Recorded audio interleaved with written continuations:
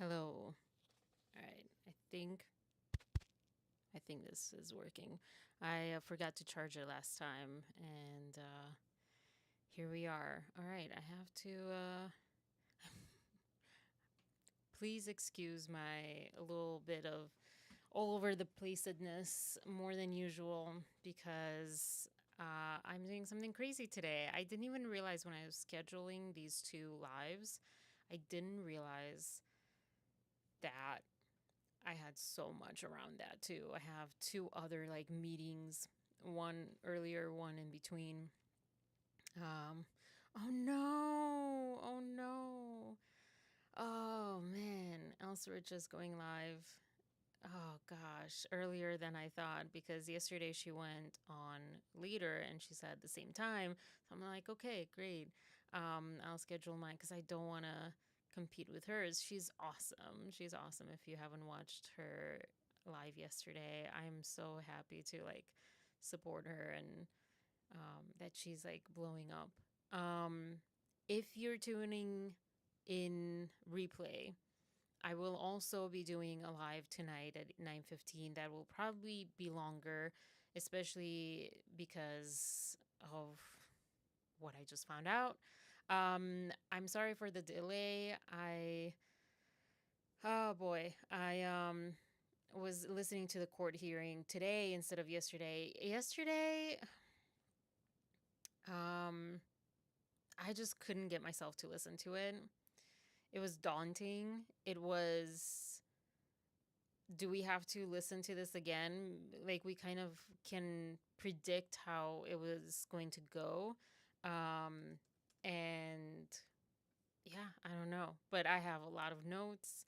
The top things that I noticed were the judge didn't really point out when it was allegations when Blake Lively's team was speaking in allegations, but he pointed out when Brian Friedman was speaking in allegations. And I'm sorry, I haven't memorized the lawyers' names. I have, it's hard to like, I don't know, for some reason, it's hard to like, think of those people. But yeah, but he definitely pointed out when Brian Friedman was like, "But that's an allegation," which ironically it was not so much an allegation as he pointed out. The New York Times already kind of said that. And then what was, because I'm going to go with the highlights considering this is going to be a little shorter than I intended. Um, Historically, the Wayfair Party has been really open. I don't know of something that they were complaining until this hearing that they were complaining that they weren't talking about. And or that they were like, in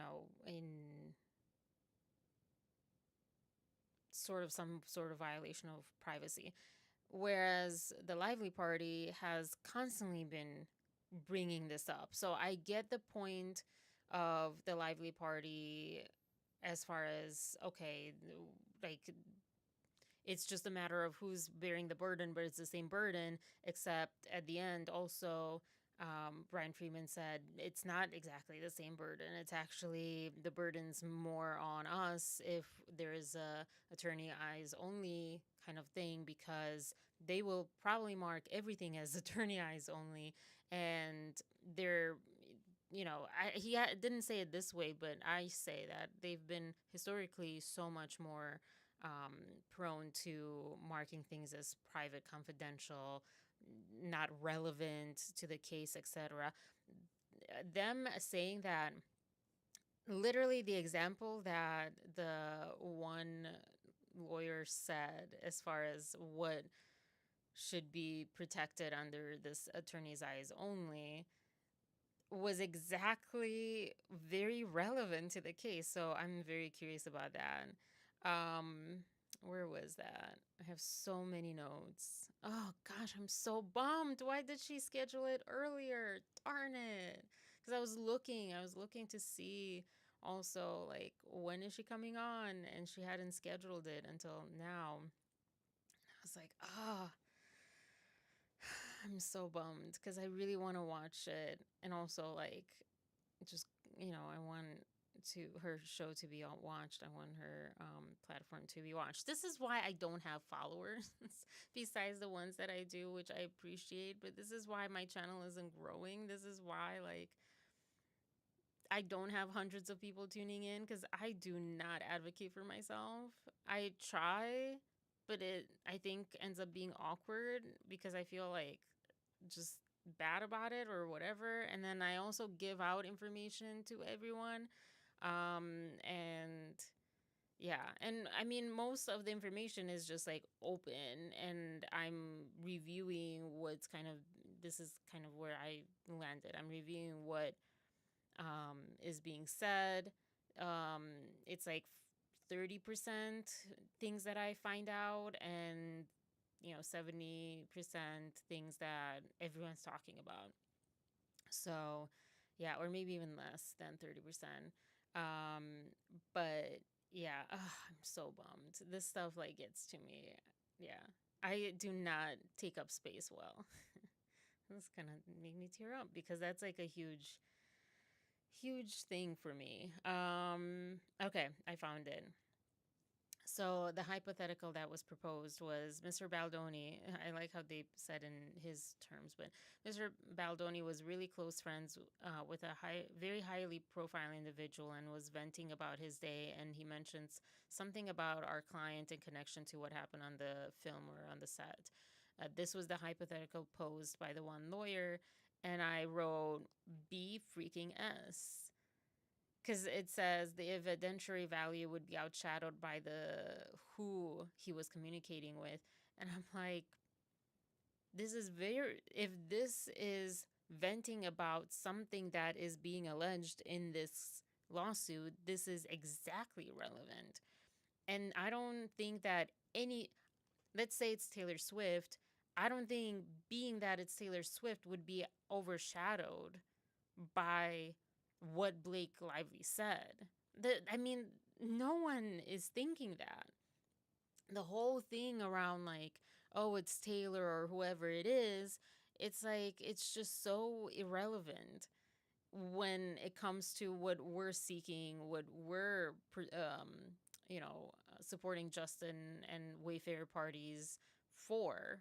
It is not because, like, I know that the overall idea is, well, it's the David versus Goliath, or this, small person versus a bigger person, the bully of power, etc.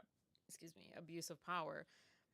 But there's like, we're not stupid. I mean, there's bad apples everywhere on both sides, on any side, but most people are not stupid to say just because it's Taylor Swift, the end. Like, what does that even mean?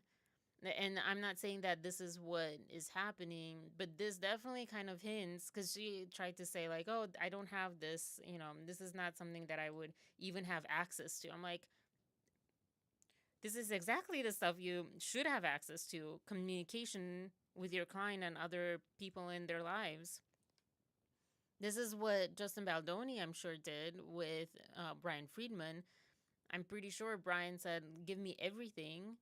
Let's look through everything so we're not blindsided, you know? So this hypothetical is one, I don't think, very hypothetical. And if it is a hypothetical, then the lawyers are crappy because, yeah, it is highly relevant though. So I think that and I didn't even check to see. I think doing this today was just not the best time, but I didn't check to see if there was a ruling yet. It wasn't yesterday. No, there's nothing. Is there? This is a memorandum of opposition. Oh, this is just. Wait, this is another amendment. Sorry, let me pull this up here. This is what was filed last night, in the middle of the night. Um, Consolidated Plaintiffs Memorandum of Law in opposition to Consolidated Defendants Vision PR. Okay, so it's like consolidating the people. This is getting so crazy with all of these references. Consolidated Plaintiffs Wayfair Studios.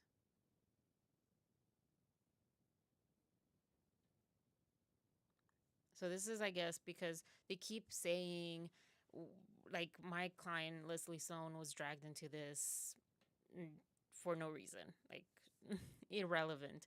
And I like the judge saying, "Well, I get to decide that. Thank you." And I guess this is kind of an amendment, you know, referring straight to that. As alleged in the Wayfair party's first amended complaint, the Sloan parties played an active and integral role in a conspiracy to inflict harm on the Wayfair parties. This is what they allege. So it is, they're saying it is relevant. Here's, us stating that.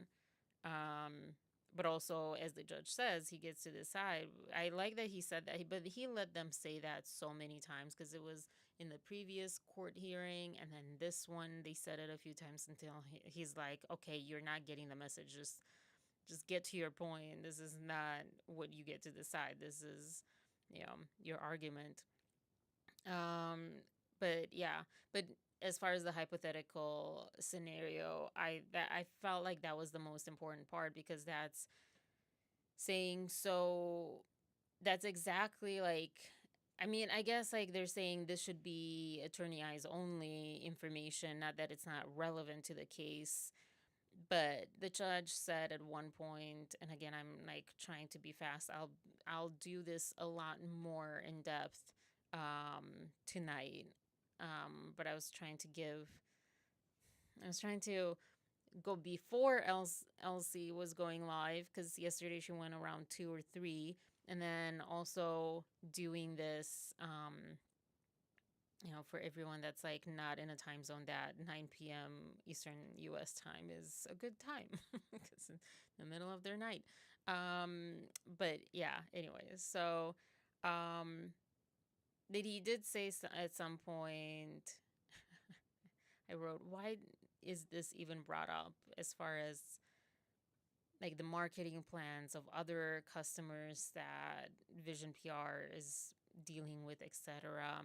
Because the judge is like, so you're talking about marketing plans and things that have nothing to do with It Ends With Us, because It Ends With Us things are very relevant and pertinent to the case. And they're like, yeah, we were talking about other customers. And I'm like, I didn't think this was a lawsuit around who should have which customer, or like who should take over the Vision PR company. That's what that sounds like. Why would you even bring this up, that it's about leads that they have and customers? I like how this was customers. Everywhere else it was clients, but this was customers. But clients that they're, you know, trying to look for or whatever to like entice onto their team and so forth. And that's probably why they're like, we don't want any part of this, because they're like, it's not looking good. No one's going to want to be coming on board with us if we're in a lawsuit. So yeah, but there was something that I was saying as far as the hypothetical of like, if one person, one party in this case talks to another party in this case about, or sorry, outside of this case, like a best friend, a family member, whatever, about like, oh, this is what happened on set, and for that to be private, attorney's eyes only, where I was going to say that I think the judge will be, if I was the judge, I would kind of have some things in favor of both parties. Honestly, there are things where he can just reiterate that, yes, like certain medical, just because again, isn't that protected by HIPAA? anything medical, security. I am curious what security was mentioned that supposedly Brian Friedman subpoenaed. Um, but besides that, like, location, I found out where Blake, I think I found out where they live because it's once you create an LLC, once you create a company, it's public information, your address. So that's why they say get a PO box, or actually you can't get a PO box. No, I think you can, because yeah, I was showing my friend, I'm like, is this the building, or is this like another building? It could be another building, I don't know, but like that's what Brian Friedman was saying, like all, or actually the judge was saying, like all of that is public information. So even like Wayfarer party side, anything that was disclosed as far as that kind of stuff, it's like it's out there through other means rather than leaking or anything like that. So um but yeah, I think I would think that the judge would have like maybe some reiteration of what's like extremely private, but very limited. I don't know. Um, I don't know if they have to, because I know Lively's lawyers asked that Brian Friedman submit a language that they're open to changing to make it more clear on what is this highly irrelevant or inappropriate or whatever for the public. I was going to eat. I have like my food right next to me. It's been a crazy day. Um, the other part that I will go over more, like I will show clips and everything more. I thought I saw it on Donna's show, but all of these are so getting mixed up. So if I'm showing or talking about something that's like I know that I saw somewhere else that, but I don't know where I saw it, I'll just assume like the like top people that I'm watching and stuff. It's Donna, Elsie now, Popcorn Planet. That's kind of it. Dave Neal sometimes. He hasn't been coming up. Oh, Jersey Flaw. But Dave Neal hasn't been popping up at all on my channel, on my feed. He's the only one that's not been popping up. Popcorn Planet and Donna pop up, Lauren as well. So like it's one of those if I can't remember which one. But basically, Paul Feig on Man Enough podcast. Yeah. And I do want to talk about that briefly now and more in depth later, but I, yeah, you would say that I'm an amateur director, but I have done directing on small projects, on my own projects. It's, whatever it is, but I have been involved in that. So it's not like I just like, I'm not talking as a YouTuber or whatever. I'm talking from that perspective. Um, I can understand sort of on the surface what oh, hold on. Actually, I want to share this part. This part's,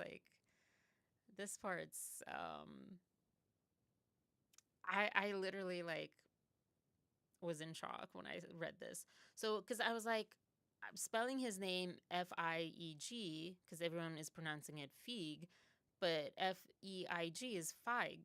So I was like, hey, ChatGPT, what origin is Paul Feig's name? And they're like, it's German and Ashkenazi Jewish origin. And basically, and it's pronounced Feig because G is like more like a K in German, just like V is like an F. Kind of. But yeah, so I'm oh my gosh. Um, in Yiddish, it could mean like someone who grew or sold figs. It could mean literally a fig. But in German, this is what it means. I don't know if you can see it. Yeah. Um, cowardly or fearful. And I was like, oh my gosh, this is too, I don't know if you would say relevant, but God, I don't know. It just like shocked me when I saw that. I was like, are you kidding me? This is This is really ironic. That's what it is. Ironic. To quote also Alanis Morissette. So, anyways, but his point as to like when you're a director, go into it. If you like have enough confidence to not have confidence, I think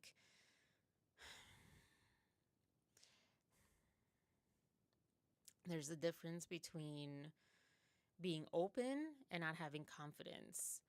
So I think when you're saying have enough confidence to be open to other people's suggestions and to um, know that you will be able to sift through what is relevant, what is good, etc., what it pertains to your vision versus what is not is one thing. And another thing to say, have enough confidence to not have confidence. That is very different. And I don't agree with that. The director is and should be the captain of the ship. And I'll try to remind me if you're on here, P, for example, if you're on here and you're on tonight, remind me to, if I forget, to show the clip that I think we've all seen from the Golden Globes of the one director. I even forget what he directed. Shoot. But he mentioned like, oh, it was not The Last Resort. Gosh. The Brutalist, right? The director who said it should be ultimate. The director's cut should ultimately be to up to the director, or like the final cut should be up ultimately up to the director.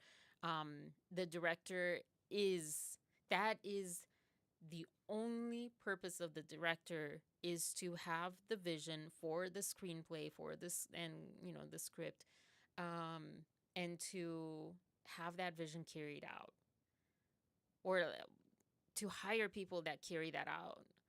Um, and so, yes, have enough confidence to receive and to not be a dictator on the set, to not be authoritarian on the set.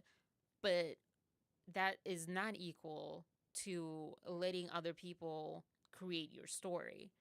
And so now it's very clear why the Brutalist, yeah, why you know, Blake likes working with him. And again, there's nothing wrong with that, too. If you want to do that, that's your prerogative, but that doesn't mean that's the only way and that's the best way. And I've talked about all the movies that were an authoritarian dictator, director on set that were some of the greatest movies of all time, according to filmmakers, according to the public, even to people that love cinema, that love history of cinema. So, however, what I'm talking about is generally, usually, you have the in between. The director is the leader, is the ultimate decision maker. What the director says goes. I would say, and I've said this before, there's some sort of popularity in Hollywood that even producers have a say. I would disagree with that. What producers have to have a say is that they should keep within the vision of the director and the scope of the movie and the intention of the movie, not what they want for their purpose.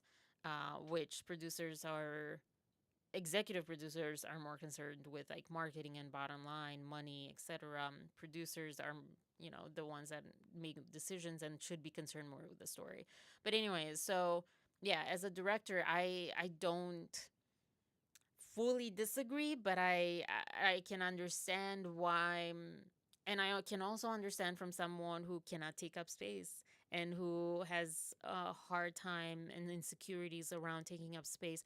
When I directed in class for the first time in my acting school class, we had a filmmaking little class, and we would get in groups. And the first time I directed a cinematographer, camera person. I don't know how in that class, like how much it was, but he was a cinematographer, and we ended up working a lot together. And I remember the first time I wanted to do a 48-hour film project, and I asked him, and I was shocked that he wanted to work with me because previously I had, and this is, let's talk about gender for a little bit. That was the first time that I felt the gender disparity in leadership, because up to that point also I didn't really care about leadership, I think, like in regular, business jobs. Um but I had worked with two guys previously, and then another guy, well, no, sorry, and two other guys at different projects, where they they didn't want to work with me again because I was opinionated. Let's say it that way. This is like the general conversation, how it is usually said. And I was like so shocked that this guy, cuz I developed like, oh my gosh, like I can't, if I have an opinion and a clear vision and a clear desire of what I want on the screen and what I want this movie to represent. Again, I've talked about like It Ends With Us can be taken by every director that would take on this project would have a different vision for it, and it's all valid at the end of the day because it's just subjective. It's a subjective medium, and you can get at it from different angles. The subject that that was, I think, in question with It Ends With Us is that the public wanted something that was more honoring victims of DV and so forth, and helping that. So, but even in that, you could have different directors approach that differently. Um, but yeah, like there is absolutely, people, and it's not just gender, but um, in my case, it was, I think, very much gender, because me and the cinematographer that I ended up with, working with so much, we have very different styles, very different interests, but we respected each other. Like, if I was working on his projects, I would go along with his vision. I wouldn't be like, oh, actually, I like this better. You should do this. And even when we worked, there was a project right after that where I was supposed to be like the producer of it, and maybe director or whatever of it. And I couldn't, and things changed, and someone else took on that role, the producer and so forth, but kept the same team. And I warned against, do not make this a democracy, or like well, no, it is a democracy, because in democracy you have the leader. You have, well, you have multiple leaders. In the case of the U.S., you have the Congress and there's all the different branches, right? But do not make this a everyone has a say. If everyone wants to be a writer, everyone can be a writer. If everyone wants to direct, you'll get a chance to direct. It does not. It's not for the benefit of the project ever. If you want to do a project as a director, but this one has already a director, ask, hey, can we do another project with me next time or whatever as the director, however that goes. And this is what, is said about Blake too. But yeah, the director should be ultimately the decision maker. And in 48-hour film projects, usually it is that way. Like the producers are also the directors, but sometimes it's not. And so that can get tricky. But what Paul Feig was talking about was not producers necessarily. But yeah, so I can relate also from that point where I'm like, because the joy, the relief that I saw in Justin's eyes in that video, it was just like palpable. I understood it so well. Like, yeah, because he even said, yes, this is what I'm talking about. This is my belief. I like how you're thinking. Not all the time, people that agree with your internal beliefs or your internal biases, it's not always a good thing. Sometimes, as in this case, hopefully he, might have noticed that just because, this director said this, and he is more seasoned director and whatever, does not, and it agreed with his internal bias does not mean that's the best thing or the right thing or a factual thing. And it can be very much to your detriment and keeping you from growing. And yeah. Also, just a quick mention, and I haven't gotten to find the clip, but I remember because Liz Plank was also in this, obviously in this episode as well of Man Enough, and I remember in the first time that I saw a Man Enough clip or maybe a podcast, but it was like visual because I can't do just listening. I need visual. And I remember just not liking her.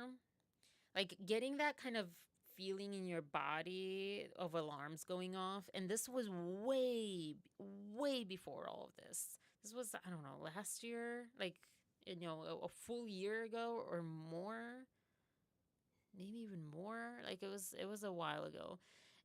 Maybe not more, but like, yeah, within these last 2 years, but way before August 2024.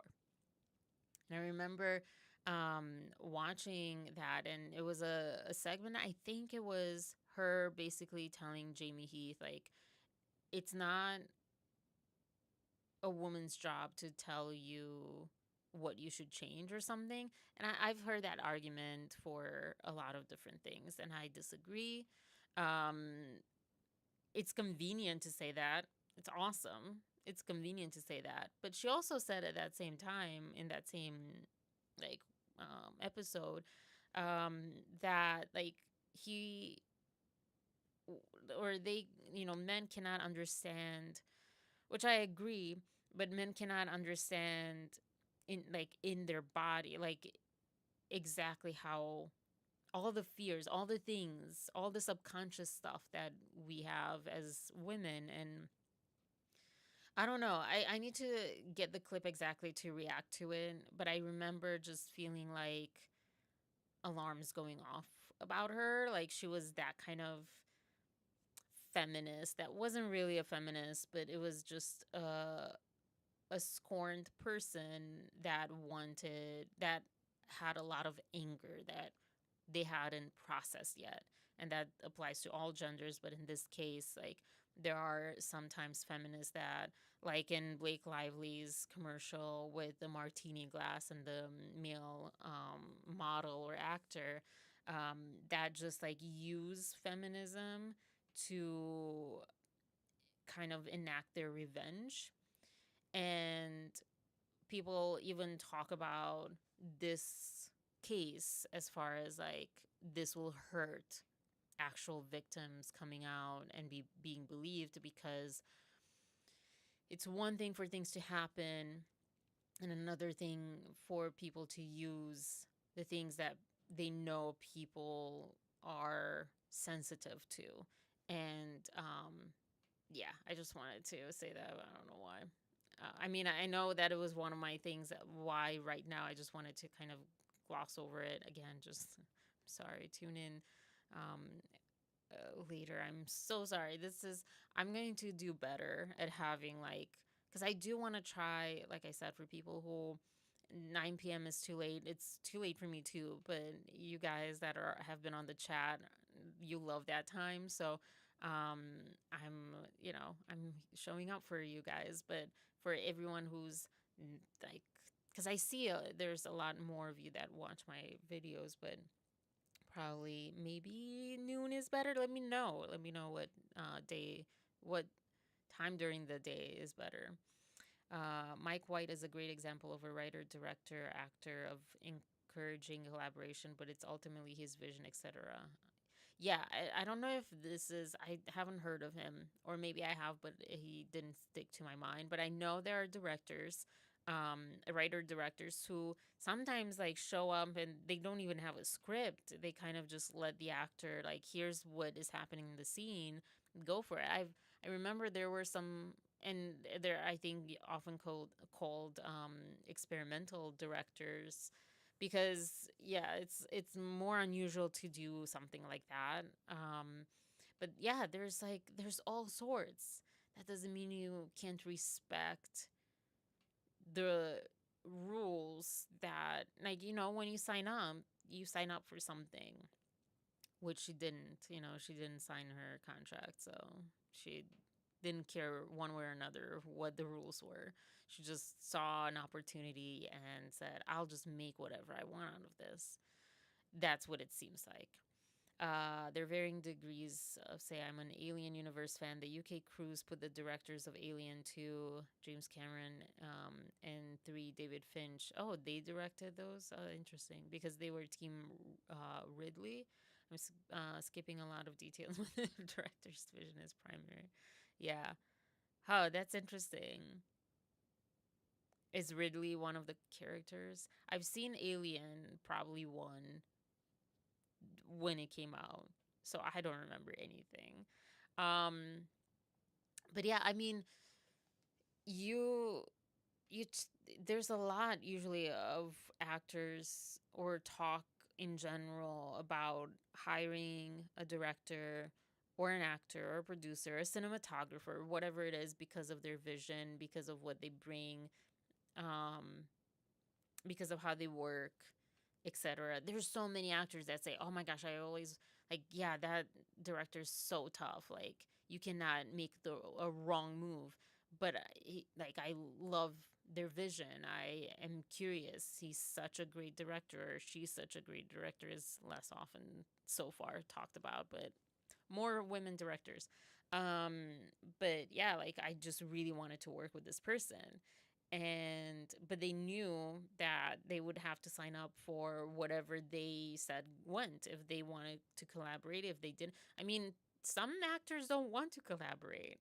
Some actors are, you can argue, people that are not true actors and want, to do their craft, but some actors just want to sign up, like, just tell me what to do, like, outside of the scope of what they need to understand and do, like, yeah. But again, unless the director asks for your input, which Justin did, and that's fine. But again, he was also,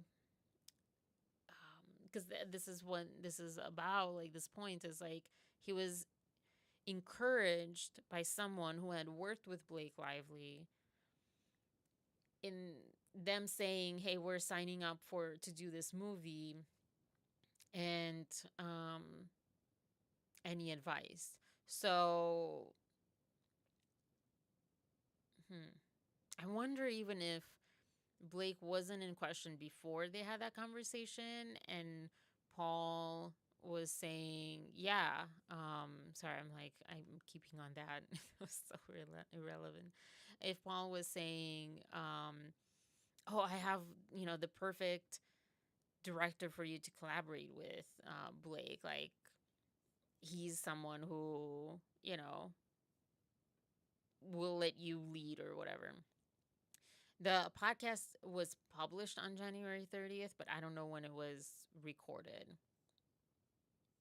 So I don't know. Because the way, I don't think Blake was mentioned at all in that. Again, sorry to, like, have all of this. I'll go into the more technical, comes and goings, later tonight, when I'm more flexible with all. I have all the things pulled up. I have so much pulled up, but it's already 1 o'clock, and I don't know. No, I guess I'll have to watch her replay. Oh gosh, darn it, I hate it. Which is like, it goes back to, like, also, like, in my mind, I'm like, have a little bit more confidence, Arena. Have a little bit more confidence, because it does come from. I've talked about this the other time. Like, I'm not one of the cool kids on YouTube. And so, in all honesty, yesterday, watching her live, and not because of, I love her so much, Elsie, but it made me think, because of all that I've seen in the last, like, 2-3 weeks with content creators. Yesterday was also like, I saw all these, like, Andy popping up on everyone's channel on Jerseys channel, like in person and all the stuff, because he's in LA and where a lot of the big ones are. And then I genuinely thought, I felt so bad for you guys that come every day and watch and chat and we interact and we've created our little community. But if it wasn't for that, like even with that, I was like, I'm not good enough for this. Like, I don't belong here. Not even good enough or bad enough. Like, I'm definitely like struggling, and I've mentioned like I'm in a place in my life where I'm struggling. Like, it's not. Sorry to get emotional.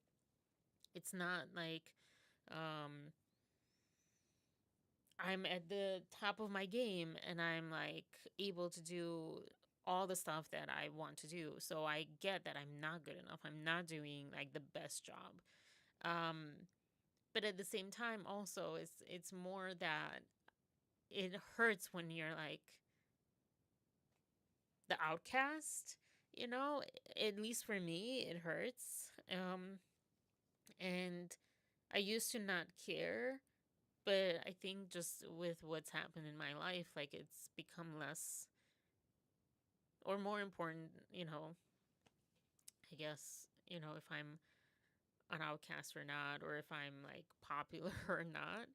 And I've never been like the popular kid, anyways, but it never bothered me. And now I'm like, I just see everyone hanging out without me. I keep thinking of Kaling's um, book. Everyone's hanging out without, no, not hanging out. Everyone's something like that, right? And I think about that whenever I have these moments, these thoughts. But yeah, it sucks. It sucks. Again, I'm not doing this to like be one of the cool kids in a way, but I am doing it for the community. I am doing it to have a community and to be part of a community. And that's why I'm like chatting with the other channels and all that stuff. And yeah, I enjoy that, but sometimes I'm like, why not just do that? Like just take myself out of this whole thing because I'm not original enough, or like my originality is not what people seem to gravitate towards or like. This is like it's not really, I mean, I guess it is a pity party thing, so I'll move on from that. It's just like it hit me. And again, like one of my, I don't know if tenants David Tennant. I don't know if that's like the right word, but one of my like pillars or whatever is like authenticity on YouTube.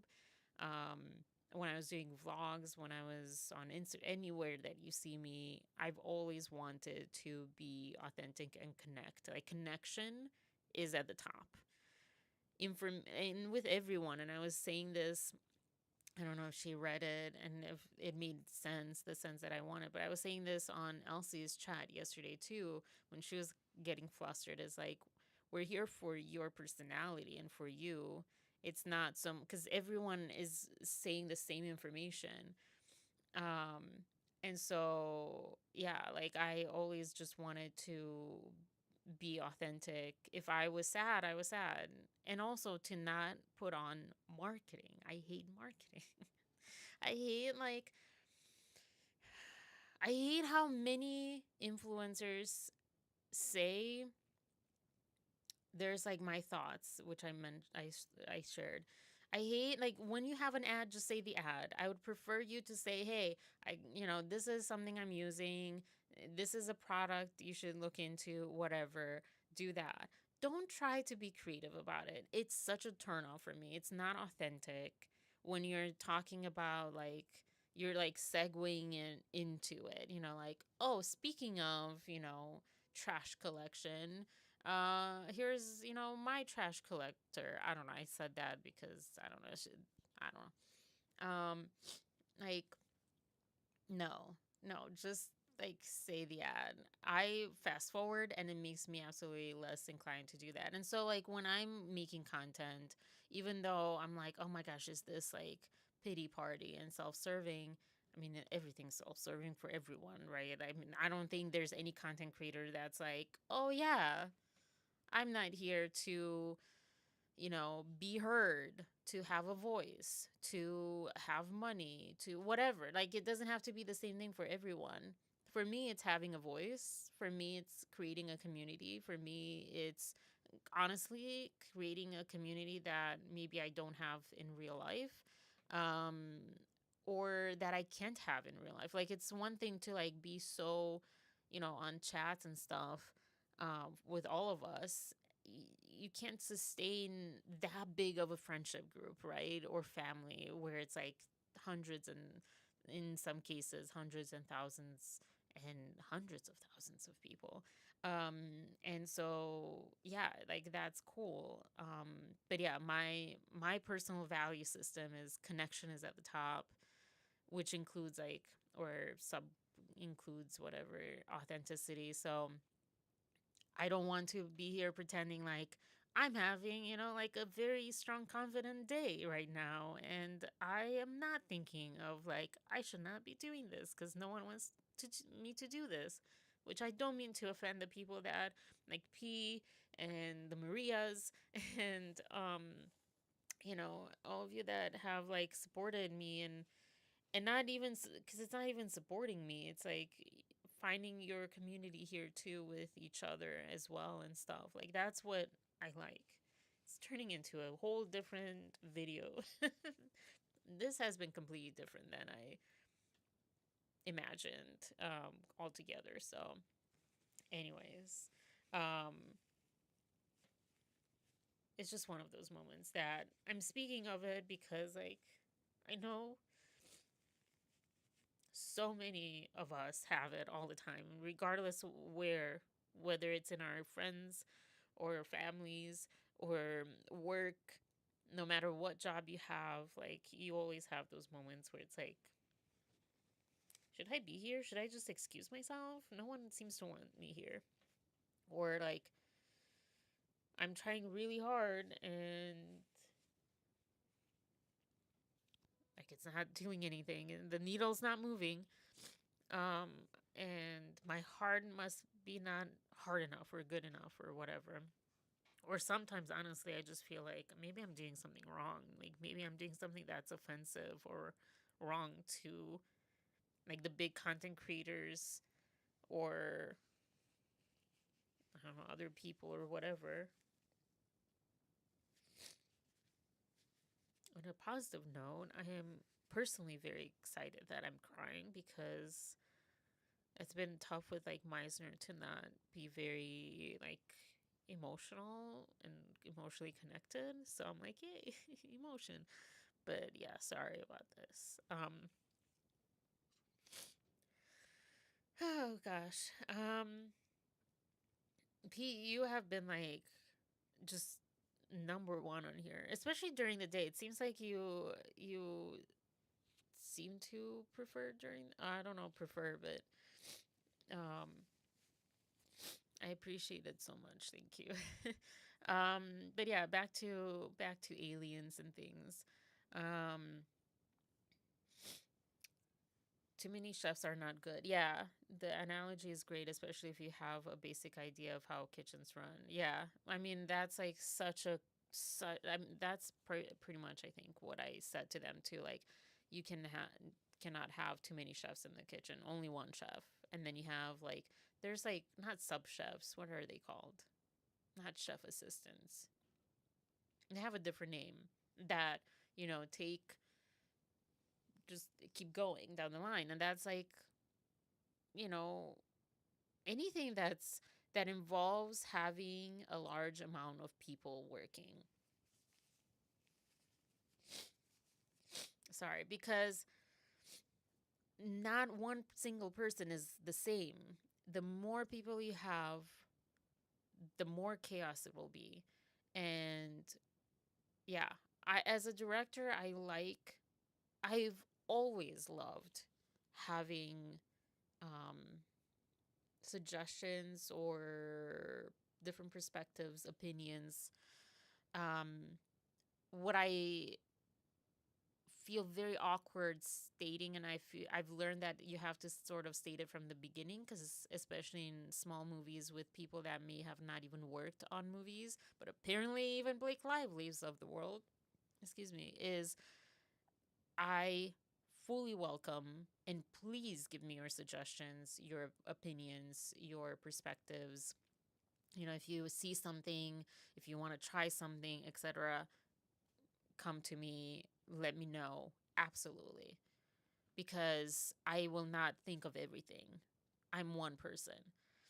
But also know ultimately it's my decision at the end of the day. And if I make a decision, it's not that is different than what you suggested or what you would have preferred. It's not because it's not personal. It's not because it wasn't good or because I don't like you or because whatever. It's simply because I didn't see it fit into the vision that I have for this project.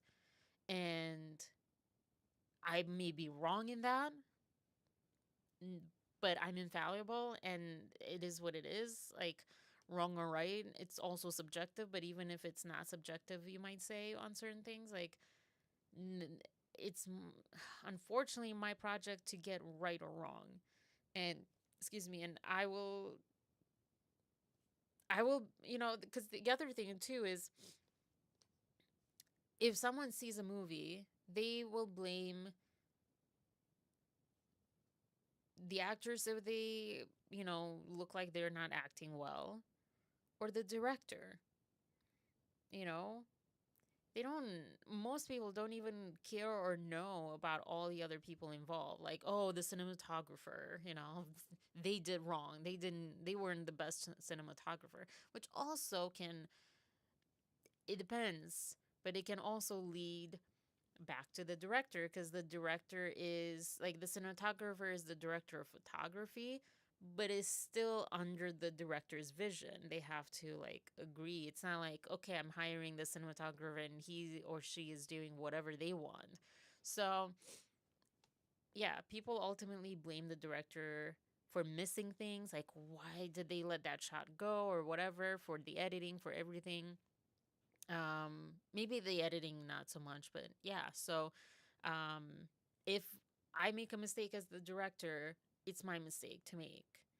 Just like if you are the director, you go and make the mistakes that you are entitled to make, or not make. um yeah, I think it's just such a, I initially wanted to name this live, or tomorrow tonight's live actually, um, something along the lines of, what did I say? Something like,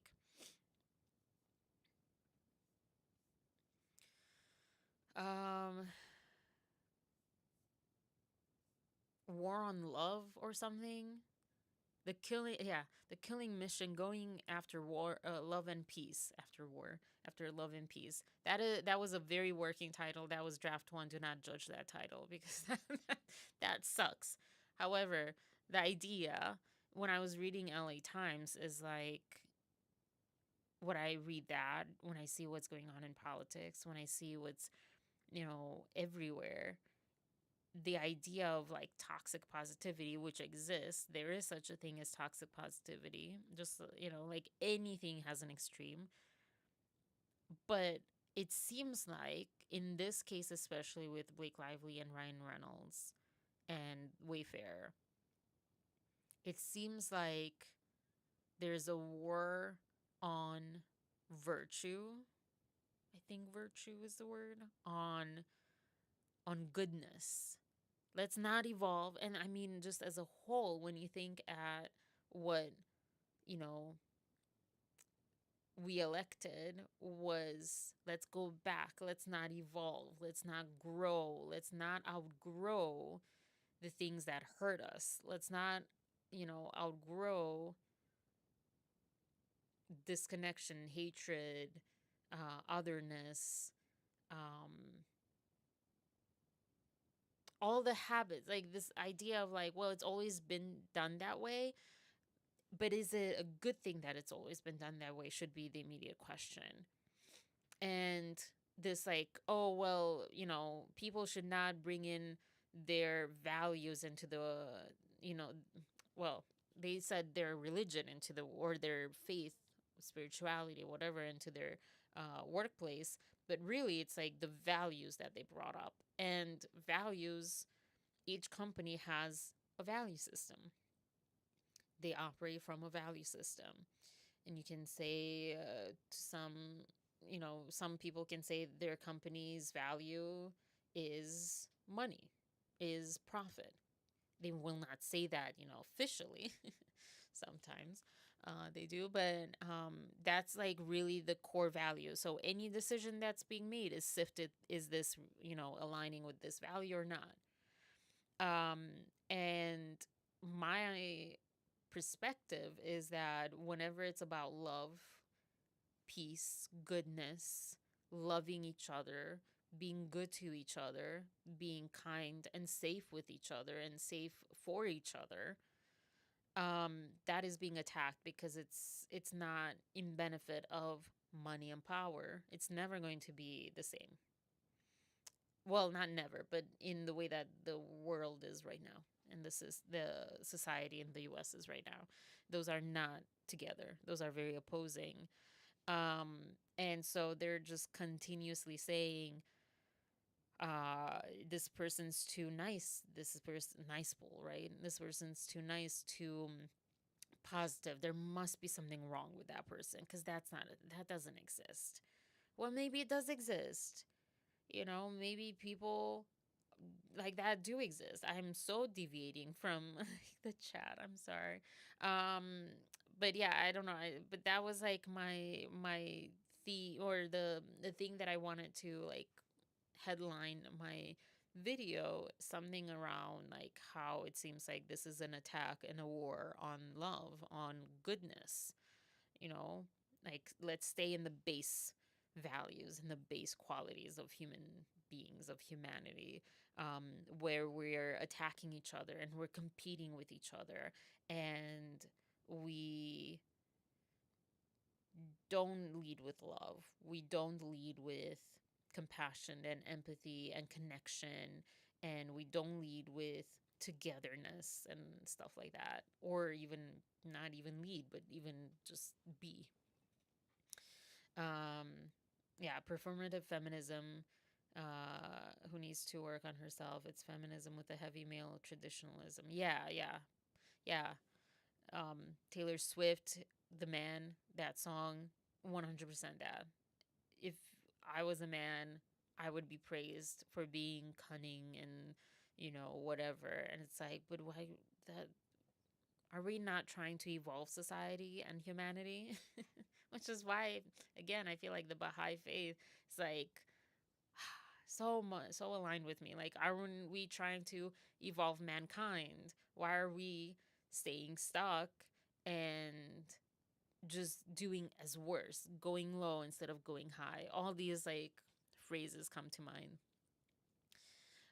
White Lotus is his latest, and then yeah, because this was EP you're talking about, what I was talking about with Liz Plank. Um, yeah, well, and I think there is an exhaustion when it comes to oppressed parts of humans, of society. Um, there is an exhaustion of why do I have to be responsible for you learning? However, that's why I pointed out what she was saying, like at the same breath almost. If you are the oppressed people are the only ones who know what that is like and what they have to face each day, and they have a vision that is clear of biases that other people have that they won't be able to understand unless someone tells them, hey, this is a bias. This is not how it should be or how it could be, or this is hurtful in this way. Like, this idea of like, well, just educate yourself better. And I saw this recently on Instagram as well. BS. From where? From where? Because if you don't know better, your echo chamber only gives you what you already know. You won't know what books to pick up or what, and because I have experience wanting to know more about certain things, and I had no idea where to start because I had no idea what was biased and what was not, and what was unbiased enough either.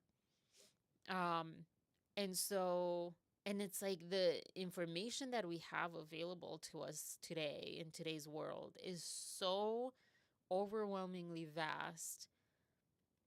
I don't support that mindset.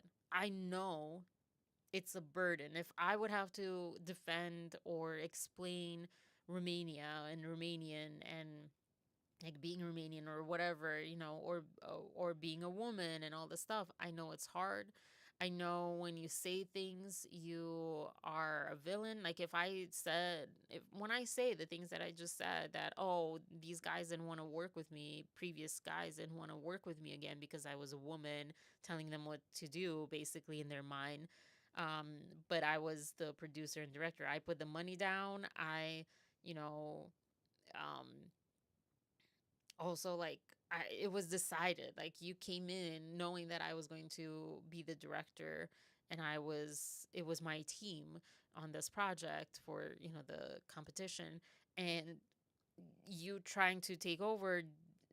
There were I like you notice again, I'm not stupid when someone's like trying to like take over, and Justin, I think, was in a much tougher position than I was, because I didn't have anything to lose if I stood up and said, no, you cannot do that. It's my vision, it's my, choice, it's my project.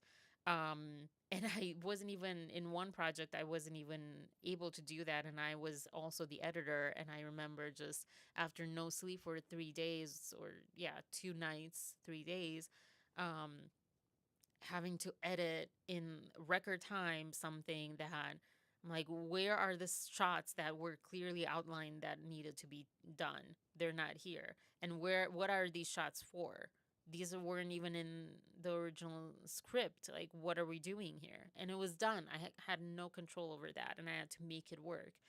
And so, like, I know, like, being labeled also as like, oh, she's complaining, it's making everything gender, whatever. I'm just saying, like, I never had that experience before. And I'm not saying everything is that experience. Like I said, my experience with, like, I had the opposite of an experience with a male cinematographer, who sometimes was the director and I was not the cinematographer. But if I would have been, I'm scared of the camera. I have a camera, I can use it, but I'm like, you know better. But supporting his vision and him supporting my vision, even if we didn't agree. And so, because of having that, I understand what is reasonable to expect and reasonable to talk about. Um, but yeah, White Lotus in his latest project on HBO. I know him from his film Chuck and Buck. Ridley Scott, the director. Oh. Yeah, yeah. I know about Ridley Scott. Okay. Oh, that's interesting. Like, so yeah, they didn't want to like completely change it like Christopher Nolan did with Batman. Which, I mean, a lot of people appreciate that. I like the 90s Batman, but it was more, fun and poppy and not, realistic and dark and whatever. So I get that. As far as Batman, whose latest project is White Lotus? Um, I forget who I was talking about. Sorry. Um, Maybe you can do a call in for the subs on the day. This is a warm up. Yeah. Um, Sorry to hear that. Thank you. Yeah. That's why, like, I also, because it takes time, and because I've even mentioned, like, I don't want to do this inauthentically. I don't want to, like, chase someone I'm not, be someone I'm not, and chase something that I'm not. And I am not ready to like blow up. And maybe that's like a mental block that I'm, doing for myself, that like, I'm not ready. And that's why I'm not doing things. I'm sabotaging what I'm doing, or I'm not doing things that I could be doing to grow the channel. So I'm aware of that too. And yeah. Um, like, I think what got to me in this week is not so much like, why don't I have the subscribers? It's more like just that basic human need to be included. Because, like, it's a basic need, because if we're excluded, we're in danger. If we're like the last gazelle, we're the ones getting attacked by the cheetah. And so, like, it's instinctual in us to want to be included where everyone is at. And so, like, seeing all the other creators like talking with each other and about each other, um, that's, I think, what got to me more. Because, yeah, like in the past, I think I would have wanted, or I would have like concentrated more like, oh, I want other people, like, I believe in what I'm saying, and I want other people to at least, be exposed to that and have like, do I think that? Do I not think that? Do I agree, not agree, and go from there.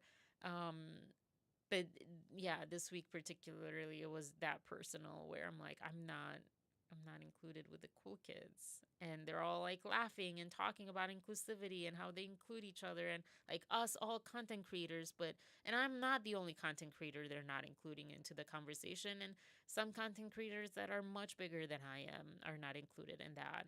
And that's like what I guess just like bugs me. There's some really good ones. I forget her name again, but I mentioned her in another channel, or in another live. Bohemian Diva. I don't know if she wants to. She seems like a loner. There's like a bunch of other content creators out there. And I'm like mostly YouTube, that are not included in that clique, and it's just like it's painful to see. I didn't have that experience in school. I noticed, groups, but I didn't care about them at that time. But this, I guess, it just like it hits a little bit more, especially like, don't say that we're all talking with each other because it's all a big community. That's BS. That, I guess, that's like what got to me the most. It's like, that's BS. Let's not talk about that. You are not talking with everyone. Especially because I have reached out to them. Like, you're not including everyone. You're just including your friends. So let's be clear about that. You're including the people that I think also you feel give you the most relevance to with each other, and it's like, whatever. And that's fair. That's life, I guess. That's capitalism or whatever. I don't know. It is what it is. All I'm saying is it just got to me. That's all I'm saying. And I didn't want to pretend like it didn't, and I wanted to be authentic about that. Um, but yeah, I'm gonna, and also like I haven't eaten yet. Like it does get to me also. Like I'm going above and beyond in ways that no one sees, and it just gets frustrating. But that is nothing to do with you guys. That is on me. That's like my burden. That's, I could not be doing that. Like, do better, or like put myself first better, or whatever. Like, those are my lessons to learn too. Nothing to do with, you know, anyone. That's why I'm like, oh, why am I talking about this? And again, why am I still talking about this? What I've learned from watching is consistently on a hot topic that you're interested in. So film criticism would be a great. Yeah, yeah. I know that came out of nowhere. I didn't expect that because I haven't watched movies in so long. And yeah, and that's what, like, when I was reading Justin's um complaint, that was like the angle, I guess, the things that stood out to me, the things that were like hitting me personally. I'm like, oh my gosh, as an aspiring director, as someone who has been in his position, and honestly, I've been on the other side too, not as often, like, not as often, but I've been on the other side of like, oh, I have something to say. More so like in like office jobs where I felt like my role wasn't welcome to the table, but I had things that I felt strongly would have benefited to be at the table. Um, Whether that's true or not, I felt that way. So I've been on both sides, but I just felt like overall it's not fair and wrong what she did, as far as what it's alleged that she did, which has been quite proven that she had her own cut of the film where that wasn't her place. And this is like also like higher level stuff. But yeah, film criticism, because yeah, when I was watching the Oscar movies, that was like interesting. Like I didn't think that I would have, but even with that, and I think the reason that I don't go into that is because I feel like I don't know anything. My opinions, still no one. I think on TikTok, my TikTok hadn't gotten uploaded. And when it got uploaded, I did get some answers and I'll go through them. Like why Honora is so loved by people in the industry. I don't get it. And so like I think because I am more, on the bigger agreement, like where everyone is more in agreement, as far as like the Justin Baldoni Blake Lively thing. I'm more on that side versus film criticism side. I would probably be just like in my own little world. like, um but yeah, I have thoughts about that, I guess, too.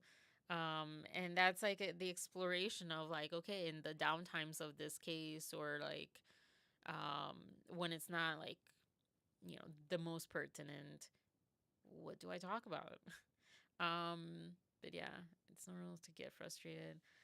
Um, oh yeah, that I used to do that too. I used to put things while I worked. And again, like I like having the visual, even if I don't watch it. It feels more, because connection is such a high value for me and a need for me. Like I felt like that was more human. It was like a human with me in the office or whatever as I was working, and just listening to them. But yeah, and I hated short form content because you would have to like click next, or whatever. And yeah, so I'm glad that I'm keeping you company while you're working. They don't feel it exists because they are performative and manipulative. It's a projection. Yeah. GB Wayfair were caught between a rock and a hard place. Sony didn't help. They applied more pressure. He was in a lose lose situation. Sony, multi-billion multinational, could eat the loss of, not Wayfair. Yeah. Um, yeah, Sony didn't care, but also, um, to that, people say, why is she not why is no one including Sony? I would say even Wayfair. Why did they not include Sony? The first person that's including sort of Sony, but not as a party, is Blake Lively, and that was mentioned in the court hearing too. Like because Friedman was speaking, they mentioned a third party 3 times in their amendment, at Sony, a Sony executive, that we tried so hard not to mention, um, third parties like that. Like even Taylor Swift was largely redacted. There was one little piece, but, and to Lively's party's point, like it was not just like mentioning it, but mentioning enough uh, facts and context to understand who people are talking about. That's also a problem. I disagree that conversations like the hypothetical they presented, I disagree that those are not relevant, and that type of content should be protected. I understand having content protected as far as like therapy or medical records or whatever, um, from the public, but not so much from the parties involved, unless it's something crazy. I don't know. But to Brian Friedman's point too, in the court hearing, it was, well, like I might have questions to ask my, the people I represent, if this is or isn't pertinent, because I don't know.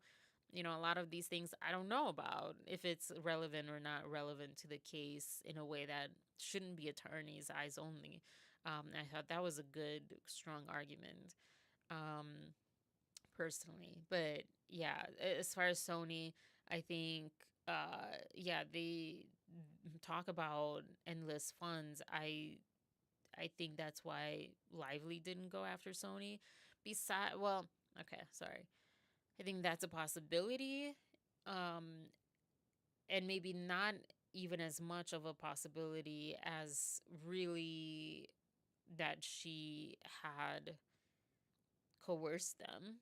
It seems like from the things that were included in the amendments, it seems like she made them do certain things, which is like really weird. But I think it was mentioned on both sides, or maybe I don't know. Sony is like, I'm like mediating children right now. So I don't know. Sony might not even like. Also, it's such a big company. Like, where do you start? Do you start with the executives, but they report to someone, and like, yeah, I think though it's just they knew that they would be crushed. They had nothing, and also because it wasn't about SH. It wasn't about all the stuff that they're saying. It's only about like, hey, we're being smeared. We're having negative press. People don't like us, and we want this to turn around. And we think it's your fault that you're causing this. I actually watched someone yesterday, one video where it was still very much this idea that just, yeah, Wayfair side is still smear campaigning Blake, and I'm like, no. Um. Anyways, some people have a takeover spirit. They don't know or respect sporting roles and the role they're hired to do. Yeah. Um. Yeah. Well, that's the other thing. Like everyone has their collaborators. That's something that I wanted to do a podcast for a long time, but it's not as fun when you don't have someone. But if any of you want to come in and say something and try go at it, but yeah, I maybe it's like just not feeling good enough to even reach out and ask Lauren or Elsie or anyone. Um, yeah, I feel like they'll be like, "Who are you?" Or not even like if they would be that way, but like I probably would freak out. I probably would be like, just frozen or just say just you've seen me and my personal word salad where I'm like just stumbling and I'm like, I can't find words, can't even find letters. um but yeah. I'll cut this a little short, but I was going to talk, again. I'll talk more tonight, um, and be more prepared. But um, the court hearing, I'll go more in depth, all in depth into that. Man Enough podcast with Paul Feig. I'm gonna call him by his ethnicity, pronunciation. Oh, and his wife. Oh my gosh. Oh my gosh. Also, boycott Amazon. That's what we're doing right now. Because she even says, like, it's already on Amazon. And my first reaction was, like, but a lot of us are boycotting Amazon. So that doesn't even matter. I haven't watched Prime in so long. I don't know. What? Oh my gosh. Phlegm. TMI. I know. But yeah.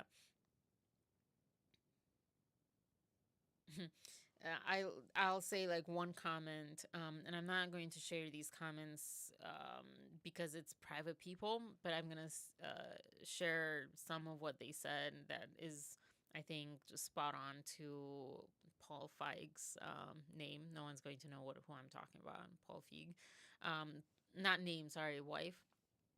And someone said, save our energy for standing up to an injustice, because Lori was saying, save your energy Blake has already been paid. Amazon's already on it. Blah blah blah.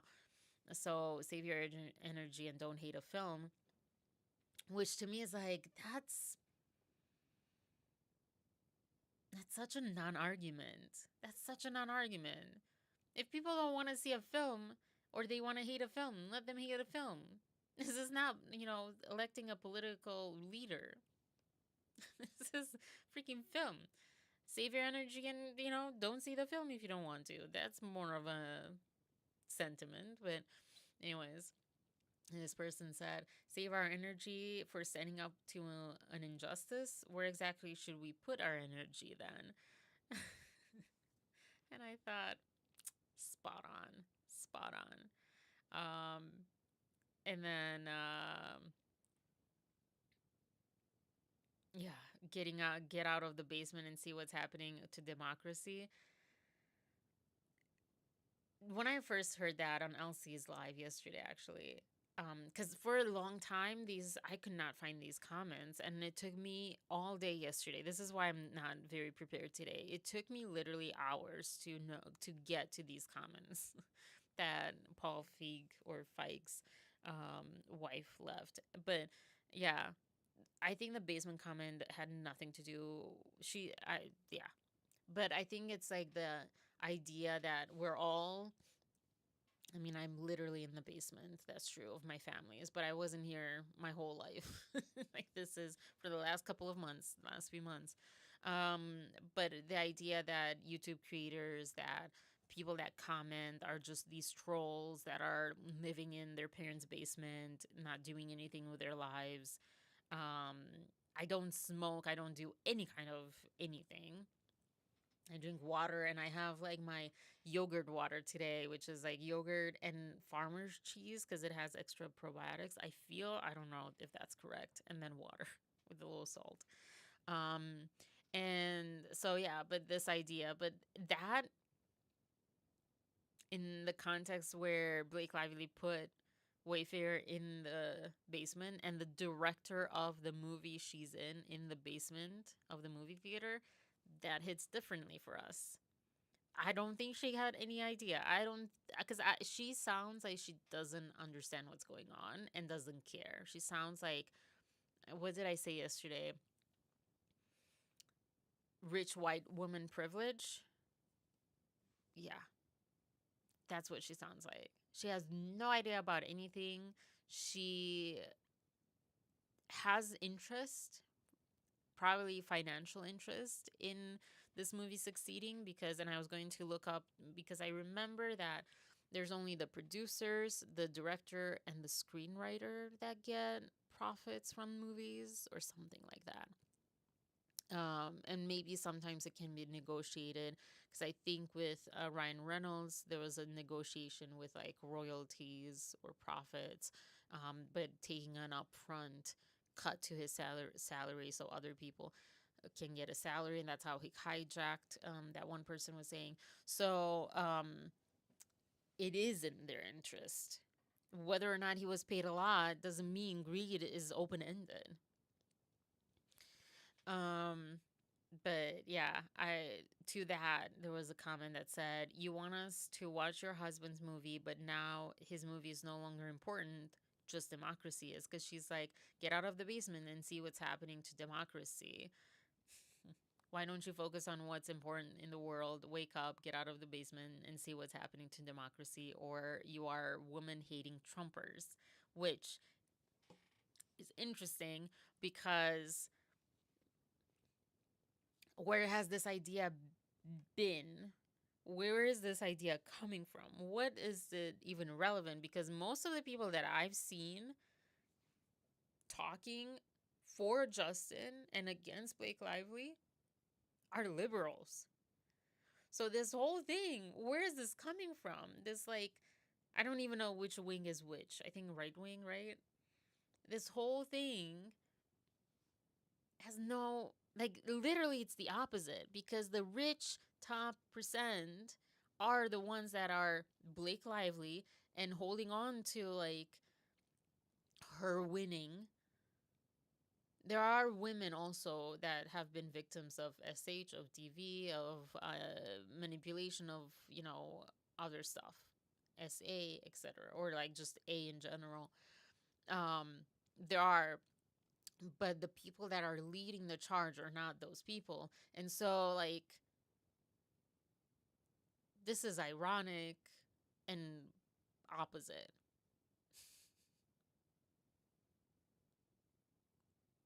That's my that's my point of view. That's just my point of view. That might be cool, but I won't come on screen, but you can confirm. Yeah, yeah. Okay, no worries. Sony Pictures needs to fix their internal issues because they are central in this fiasco. Yeah. I feel like Sony though is like New York Times. They're too big to touch. Um, with everything that's like illegal, when you're that big, you've gone through so many lawsuits, probably so many things that you know what to say and what you want to have people sign, or like, lawyers on standby to know how to defend. So I don't know if they are touchable, but yeah, like, which is why they might not care to change their inside stuff. But also, like, I don't know the relevancy of them even changing what they did wrong, because they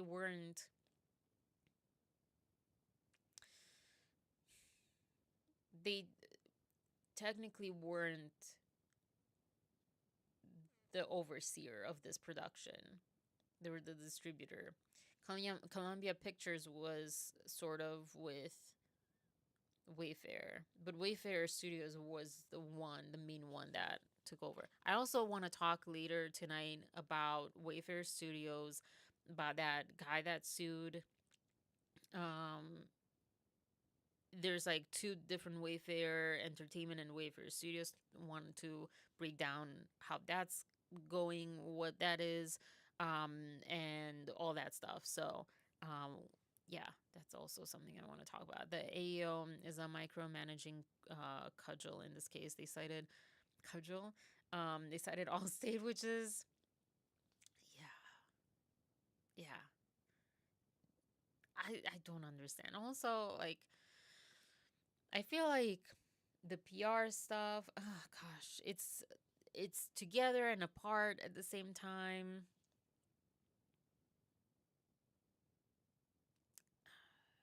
Yeah, they kind of made it together though, Blake Lively, because when she filed, she was the one that's like, hey, here are text messages conspiring, blah blah blah. So, I mean, and the idea is the smear campaign, and that is the PR part. But yeah, at the same time, the judge kept asking, like, are you talking about like marketing plan for the movie, or for like clients for the PR firm?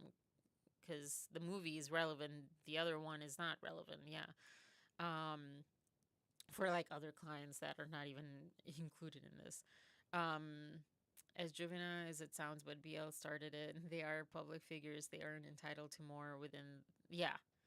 Yeah. And the one big one that to me was of point was when they spoke, it gave examples of like pictures of children or children's names or something like that. And I'm like, so you're saying because it was saying really like because they're celebrities, this should be more protected. And I'm like, so if I had children, my children were like free for all to like be plastered on public records, but your children are special.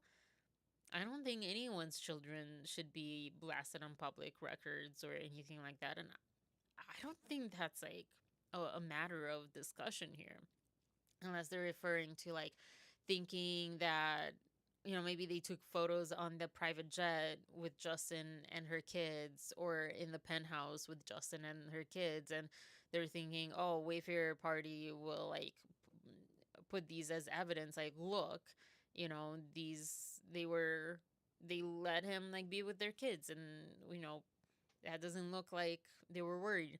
Um, but again, you have redactions. You have like you can black things out. You can blur faces out. You can do all those things. That's I feel like just normal expectation. But yeah, they both want to keep their relationship with Sony. Yeah. Yeah.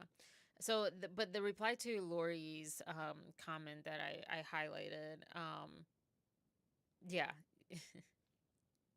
she keeps talking about stop hating a movie, go see it because a lot of people work on it. Blake's already been paid, blah blah blah blah blah blah blah. And then she's like, stop, focus on what's important. Stop focusing on this. Like, look what's happening with democracy and blah blah. And the person's like, so you don't want us to watch your husband's movie, or it's not about that. It's like suddenly about democracy and um, yeah. And she even said, this person, I think it's a she, I don't know, but they said, but Justin has successfully united the left and the right. Yeah, unlike Trump, unlike Biden, unlike, anyone. Like, that was like the exciting part with like Candace and Megan, and is like, oh, this is a bipartisan issue. This has nothing to do with what side you're on. Did they, use it? I don't even know that. I don't know, this like woman hating thing. I kind of understand what she's saying, but it's so hard to make that argument or give time to that argument because like we clearly see it's nothing about gender. It's nothing about gender. If anything, it highlights that men can also be, I'm going to use the word, I can't believe I'm using this word, bamboozled. Because I'm like, what word is it safe to say on YouTube Live? So I'm going to go with bamboozle to like include like some really hard things like a essay, whatever. But it's not so much essay. So I'm like, a, do any of you know what I'm talking about when I say a? I think so. Like sh, but something different and like all of that. Because bamboozled seemed to be like also including just stupid stuff and also some serious stuff into that. But other than that, like no one's talking about like, ooh, she's a woman, we hate her with Blake. Or like, oh, women do this all the time. I haven't even heard this argument.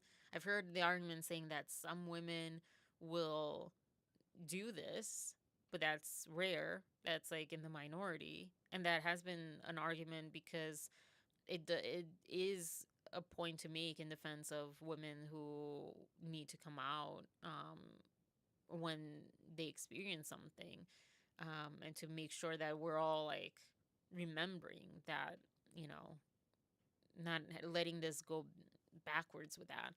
But yeah.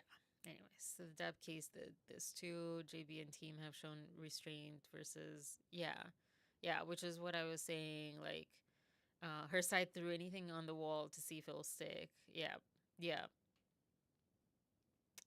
Lawyers kept citing lively. Lawyers kept citing Barry texts as if Baldoni et al. Will have a hit put on them. Yeah, Amazon is like 7. It's like the whole week or something. Um, Something like that. I've already told my family, hey, minimize Amazon. If it's not relevant, if it's you can't find it somewhere else, don't go on Amazon because there's a lot more problems with Amazon than just like what's happening in politics right now. But yeah. So Prime, Amazon, Whole Foods, there's a lot. There's a list that I guess is included in that because Whole Foods is owned by Amazon, by Jeff Bezos. But let me show you also. This is just a random plug. If you're a game player, play this game, try it, stream it, buy it, rent it, whatever people do. I might pull out my Xbox for this because yeah, it says like they give you a person to play with basically, which I thought a lot of games did that, but I don't know, maybe it was It's just the way that they were doing it. But yeah, Split Fiction. This is by Hazel. What is it? Hazel Light. Yeah, Hazel Light Studios. It Takes Two, the best game ever. It is so intelligent. It is also, to me, so awesome to see something with such a message be so popular. Because it's about like it's not couples therapy, but it's kind of based in that idea. And yeah, I don't know. People don't usually, there's little crossover, I feel like, usually between game players who are typically also more male, and therapy. They don't usually go together. Although I was watching a lot on so many men, and especially like men of color, men of different backgrounds that are hard against therapy or all that, are speaking about that, and it's so beautiful. But anyway, Split Fiction is not that. I actually don't even know what it's about. It's like with fantasy and stuff. I have no idea, but it's a must try. Very random, just because it popped up. um I don't know. I don't even know how it popped. Oh, because I was going to look to Instagram for something that you mentioned, or something that was. Oh yeah, the Amazon thing. Yeah, yeah. Anyways, this is. I don't think this is like. Yeah, I don't know. But anyways, so yeah, Amazon boycott.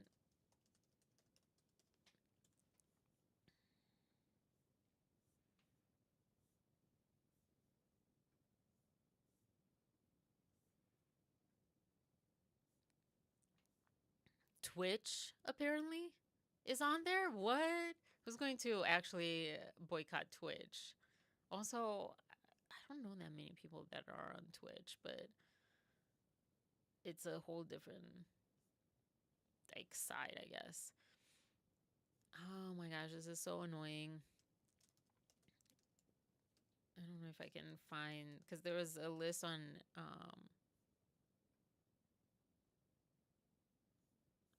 Okay, I think this one's that. I don't know. I just found this one. I don't know if it's, but yeah, March 7th through the 14th, all the Amazon things. I would boycott the pharmacy. I don't want Amazon to know. They probably already know, but I don't want them to be a part of my healthcare. If you've not watched Wally, watch Wally. Amazon is in that movie, but it's under a different name. Watch Wally. And if you have watched Wally, you know what I'm talking about. But anyways, Whole Foods, Ring, Audible, MGM Studios, which I think they just charged me because I had gone for the Oscar movies that were on there, and it was just a $7 thing, but I didn't get it in time. Twitch, IMDb, which that was random, Zappos, and Goodreads. Um, I like that IMDb is on here. How many people go on IMDb though? I have some things that I will talk about or show tonight from IMDb, but yeah, I used to like it more. I even said, I think, on my, when I was sharing this, like, yeah, I feel like maybe IMDb can be boycotted until they make sense of their platform, because they have those huge ads that pop up when you're scrolling, and then it's just like a mess. Excuse me, I miss the old IMDb. Are there more? No. Okay. This is for worker exploitation, destruction of small businesses, union busting and worker abuse, monopolizing industries, paying almost nothing in taxes, surveillance and privacy violations, with Alexa and Ring cameras and AI tracking user data. So there you go. I would talk a lot about like human stuff, and not necessarily politics, but like not human rights, but that kind of stuff. That's like something those are like my passions, is like evolving as a human being, and also being part of the conversation and help of evolving mankind. So like things like psychology, things like politics, those are things that I'm scared to talk about. The politics side, I've mentioned on my um, Instagram, like, in all honesty, I don't want, liking a post to cost my life later on, because the way that things are going, I can see it going that way. And it's too it's becoming too close to reality. But at the same time, it's like you see these things, and I think also from covering Blake Lively and Justin Baldoni, it's like maybe feeling a little bit more empowered and a little bit more safe in numbers, and maybe a little bit more empowered in the sense of like maybe we can do something if we can actually come together. And when I see people so much talking about this and coming together, and when I see like countries coming together like Canada, Mexico, Europe against the US, not against the US, against the people in power in the US at this point. And I see people supporting those people, in people that are in the US supporting Canada, like, yes, pull out of, supplying things to us or whatever it is that you're doing, because they get it. I have hope that maybe we can stop the Titanic from hitting the iceberg, because if it hits the iceberg, it is so dark what is potentially or can potentially happen to the US and to its people, to us. I'm here. And I think I actually asked a friend, like, do you think it's too late even? I think it's too late in part because I don't think the US has been systemically so disconnected from each other. When you go to school, not many schools keep you through each grade for like a chunk of time. Every class, every grade, you change classmates, you change teachers, classrooms, etc. And so, like, you're systemically here in the US, generally. Again, I know that like some Catholic schools don't do that, but generally, like, you are systemically disconnected from the beginning. Me to not trust others, to not be able to connect with others and form that community and that sense of like, hey, it's us against, the teacher, which in Romania is huge or was huge at a while. And so when you see these like rallies and protests, there are like people coming together with Black Lives Matter. There was a lot more of that, and um, but not enough people to make a difference and to have enough power.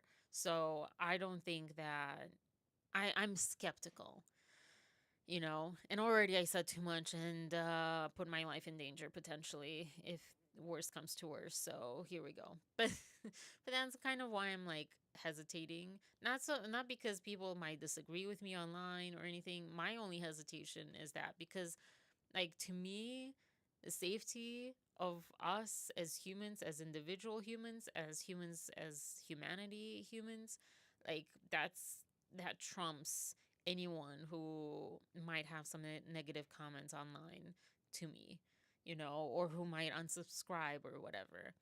But what doesn't trump that is like my personal safety is really hard. It's really hard to put myself in the front lines. Yeah, I don't have any special skills, I feel like, to do that. I don't even have followers, like, I'm just putting myself out there for nonsense.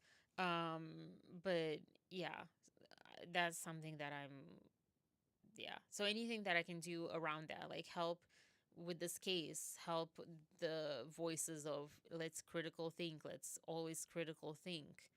Let's not just take whatever we're given as fact or stuff that we have to like talk about, or sorry, that we have to think about, not about to think, period, but instead something that we have to think about, and analyze not so much from a personal bias, but analyze from a critical thinking point, and to align our values to what is beneficial to us.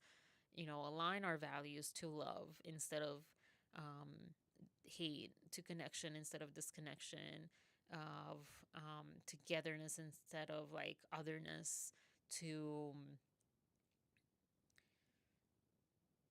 just the higher values that keep us or help us thrive, and not power and control and stepping over other people and all those things that can sort of help us thrive. There should be like the substance movie, but for this, which is more like about power instead of like beauty or physical attributes. Because as I'm saying this, I'm like, oh, it's kind of similar, but not exactly. Because we need other people, and that's why I'm like, oh, it's similar, because she needed both her young version or whatever and her older version, and she had to go between both. um and like that, but different people that are in those power that get to thrive off of suppressing others, out of like stepping on others, they get to thrive because those others exist. And if those others, and it's like short lived, and we're kind of coming into that where I feel like, again, this is just personal observation and theory. Um, we we need those, the people up top need those people to be further up than they are now, because if we don't have money, we can't buy from Amazon. But we're not having money, we're having less and less money to be able to buy from Amazon or anything, which is kind of a, in a way, a bad example, because Amazon has like cheap stuff too, and whatever. But people are also more educated and don't want, cheap imitations and things. Some people do. I don't know. I'm just saying, like, you need people to buy more for you to be your billionaire self. And so you can only like extract so much, like in the substance. I haven't seen the whole movie, so I might be wrong with this, but my understanding of what I've seen so far, you can only abstract so much of the other person's life force until you are, like, I saw Nosferatu, but I still don't understand that movie at all. I don't see the point. But like the idea of vampires, like before, you have no blood to suck from that person, you have no energy to suck from that person, or in this case, money. You know, um, if you oppress people too much, there's nothing they can give you. There's nothing left there, and so it's like they're right now the richest people that want this, because I don't think that every richest person is subscribing to this, but those that are like squeezing really tight because there's like getting close to nothing left. Anyways, one as yeah, it is like the new IMDb. It's horrible. It used to be my favorite website, like back in the early days. I loved it. And now I'm like, oh, can I do everything until getting there? It's kind of like Facebook too. I used to love Facebook, and then it's not Facebook anymore. Um, Good. Streamline your life. Yeah. I Do you feel also, cuz I feel exhausted. You know what I'm saying, with what I was saying earlier, as far as like all these ads, all these like content creators, like the sponsor of this video and all this stuff. And I'm like, fast forward, fast forward, fast forward. I'm getting exhausted of hearing that, of being advertised stuff too. I do still buy things, like, because of my life moment right now. I did buy some makeup stuff, and it made me feel good, and it just helped. And for the Oscar party, it was like really important for me.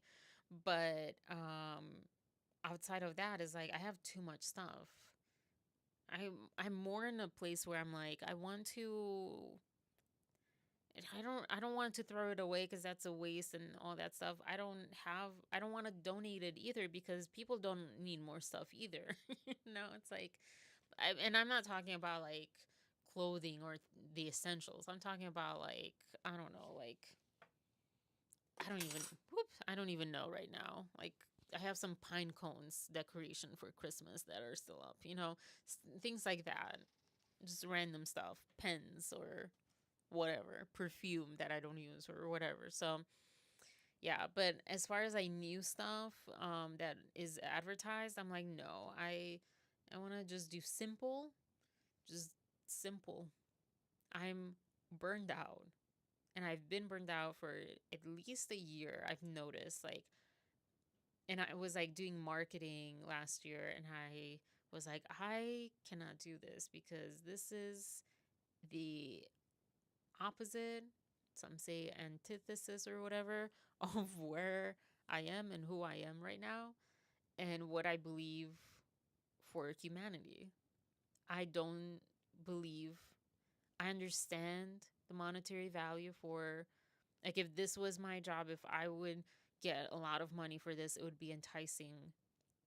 And if there was something that I used every single day, like a brand of yogurt or something, that I use, or like Ollie vitamins, which I kind of sometimes use, Gaviscon, Nexium, but Nexium, see, I use it, but I wouldn't recommend it. Like, if you can do it in a better way, fix your like internals, better way, do that. But yeah, if there was something that I really believed in, yeah, absolutely. But I will never pretend like it's part of my content, because I think we all are smart enough, and it's insulting our intelligence when, and I'm not saying creators do this because they want to do this. I feel like they're probably more forced to do this, to say, hey, can you like include this in a way that's not very like noticeable, or pressure to do that. And yeah, Donna is like in between, but like, who did this? And oh yeah, my thoughts, that person on YouTube. I hate how she does that. I hate it. Like, it's visceral reaction to me. Like, it's no. I love when people also have like, they have the ad that you can skip. They have it as a segment, when you have like segments on videos and you can just skip over the ad. I appreciate that. And that'll get me to watch it more likely. I'm like, oh, what are they, advertising? What are they sponsored by? What are they advertising or like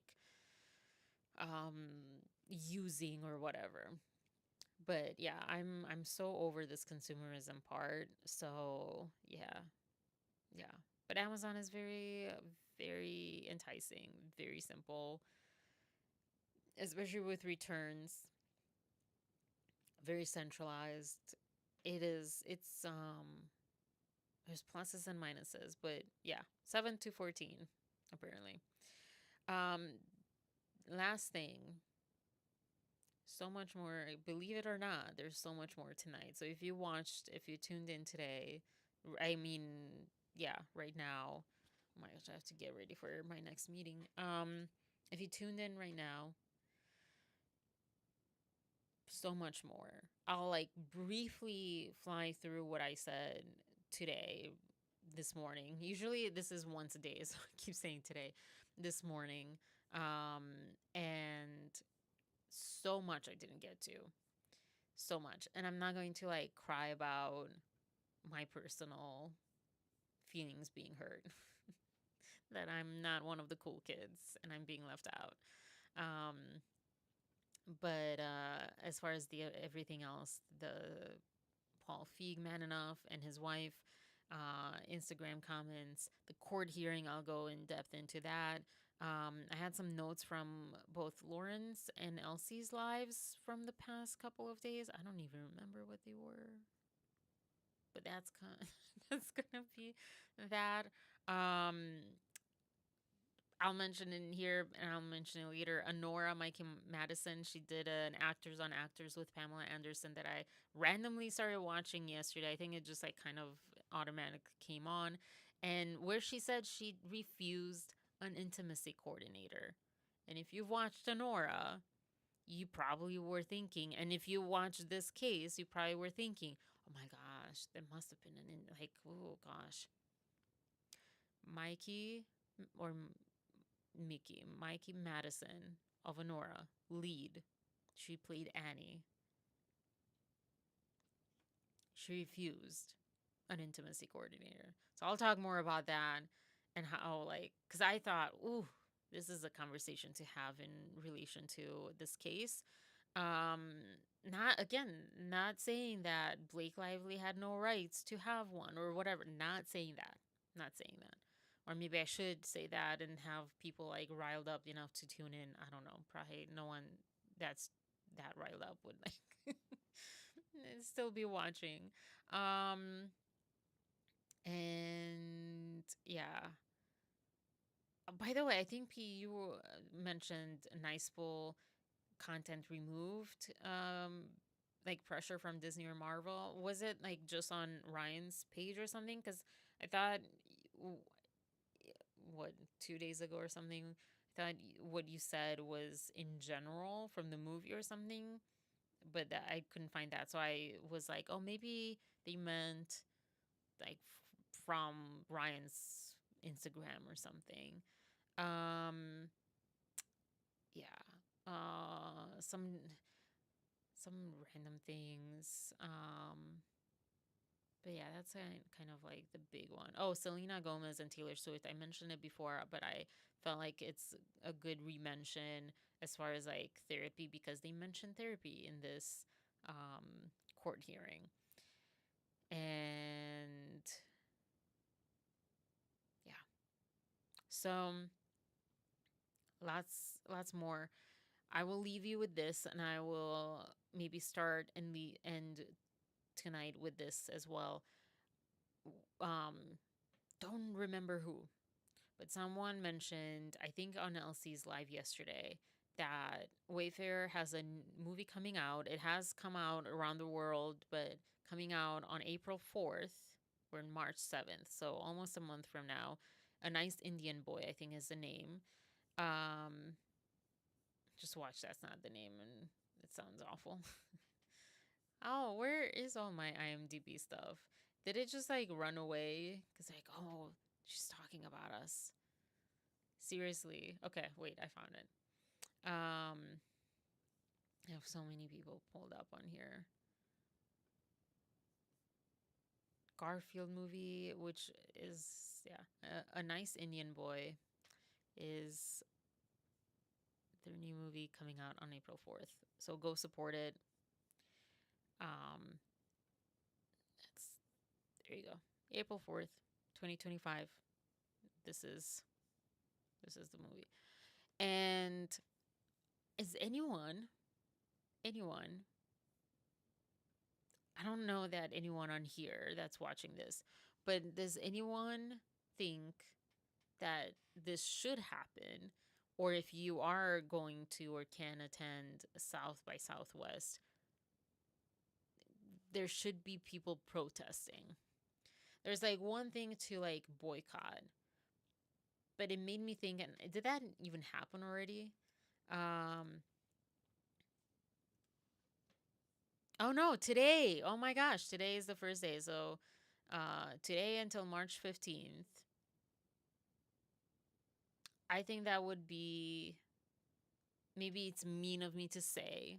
Maybe it's revolutionary, whatever, anarchist or whatever for me to say, but this I really want to, I would love to see people, boy, this is like Austin, Texas, a little too far for me, but I would love to see people who are there who will have little signs like peaceful protests, um, but protests nonetheless. Just a clear sign of no Blake protesting against this movie. Um, it is a very kind of trivial subject matter. People usually protest heavier things in this country, but I would say have your voice heard, have our voices heard. Um, but yeah, it starts today. South by Southwest starts today. Sorry, have to get better at like the sharing stuff and all that. But yeah, RR scrubbed his IG as the case blew up, and Friedman told to take notes and footage. Yeah, yeah, but things are still out there. Oh boy. Anyways, okay, time to to finally eat for the day. It's 2 o'clock over here. I will see you guys hopefully tonight. And get more relaxed and into it. I like the Friday night vibe of just like, all right, this is my challenge, personal challenge to slow down and cover the things in not a, oh my gosh, I need to like hurry this up and I need to like be super efficient and can't make mistakes. Like, no, this is like grab your friends and florals kind of vibe, but like, you know, a little nicer topic. Um, Although it's still like pretty heavy. But yeah, I need to come on, grab your like yogurt water and wear your robe, cozy night in on Friday. Have a wonderful day. Until then, I mean, yeah, I guess technically it's the full day, and I'll see you there. Thank you so much, P, for being here. Thank you for all the other viewers that I see coming in and out and being here. And I hope to see you tonight for more details and examples and footage and things and conversation. Yeah. Thank you. I appreciate your patience with me and in general. And yeah, sorry about my whole personal breakdown too. But I appreciate your patience with me. Have a wonderful day. See you tonight. Bye. Peace, love, and compassion. That always kind of feels weird with this, but yeah, peace, love, and compassion as much as we can. Bye.